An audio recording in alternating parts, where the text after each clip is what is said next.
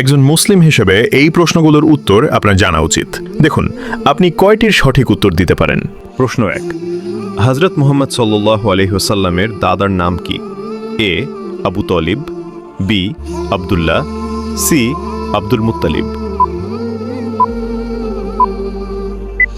সঠিক উত্তরটি হবে অপশন সি, আব্দুল মুত্তালিব।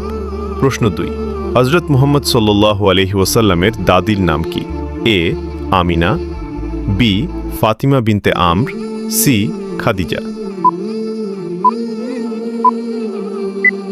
সঠিক উত্তরটি হবে অপশন বি, ফাতেমা বিনতে আমর। প্রশ্ন 3, ইসলামের ইতিহাসে প্রথম মুয়াজ্জিন হওয়ার গৌরব কে অর্জন করেন? এ আবু বকর রাদিয়াল্লাহু আনহু, বি ওমর রাদিয়াল্লাহু আনহু, সি বিলাল রাদিয়াল্লাহু আনহু।